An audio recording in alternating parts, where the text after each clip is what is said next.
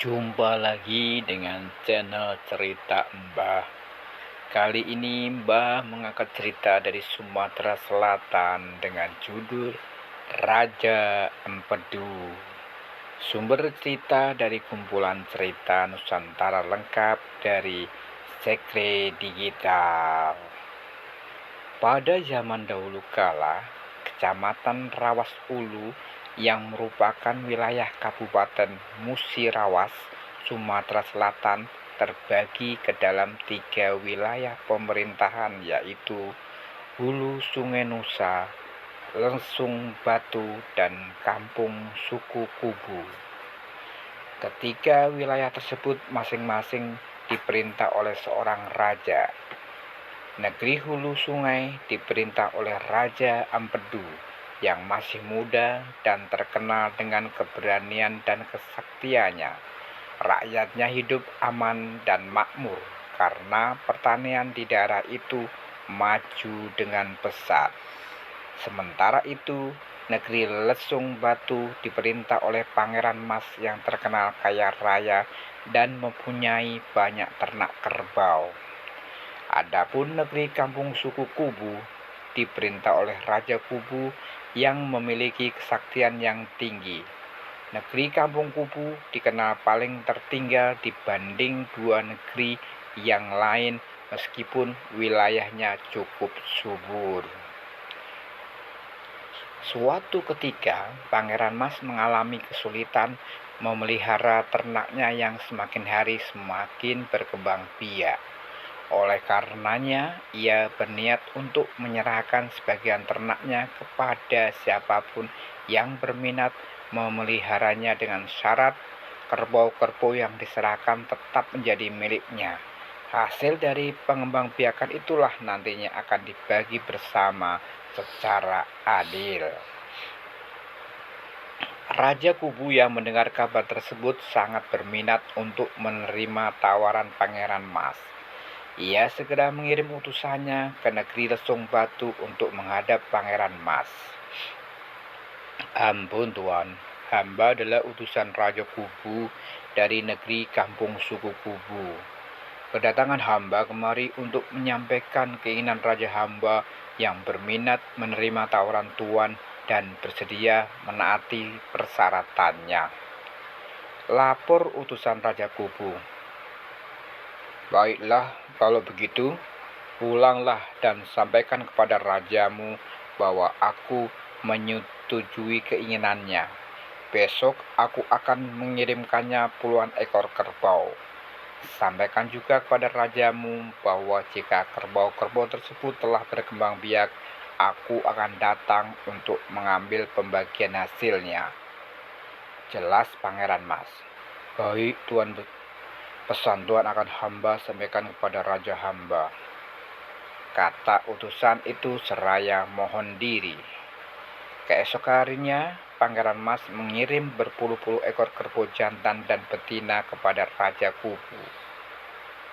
Raja Kubu pun menerimanya dengan senang hati.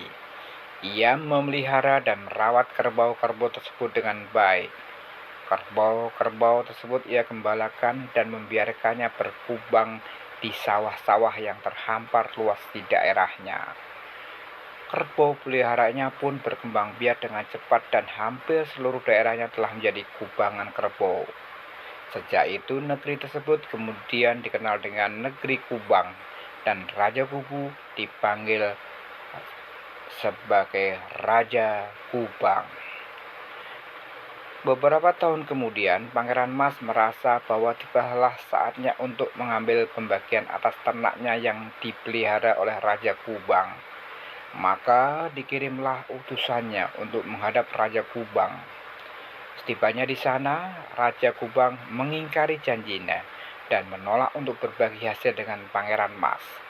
Bahkan ia menganggap bahwa semua kerbau yang dipeliharanya adalah miliknya.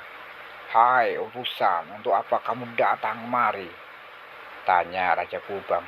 Ampun Tuan, hamba diutus Raja Pangeran Mas kemari untuk menagih pembagian hasil dari ternak kerbau yang Tuan pelihara, jawab utusan Raja Pangeran Mas. Apa katamu pembagian hasil?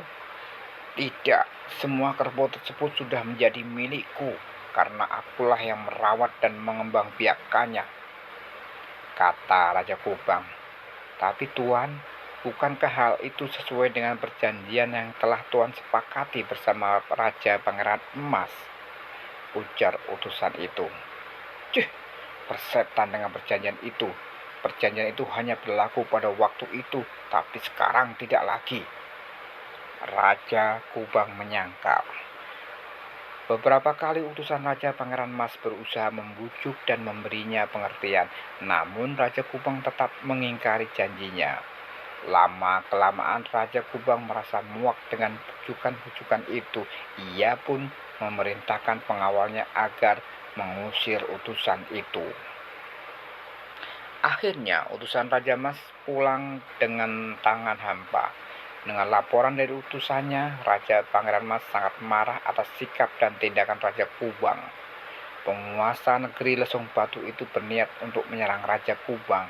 Namun apa daya, Raja Kubang terkenal sakti dan mempunyai banyak pengawal yang tangguh. Akhirnya ia memutuskan untuk meminta bantuan kepada Raja Empedu. Berangkatlah ia bersama beberapa pengawalnya ke negeri hulu Sungai Nusa. Setiba di sana, kedatangan mereka disambut baik oleh Raja Empedu. Raja Pangeran Mas kemudian mengutarakan maksud kedatangannya. Tanpa berpikir panjang, Raja Empedu pun menyatakan kesediaannya untuk membantu Pangeran Mas.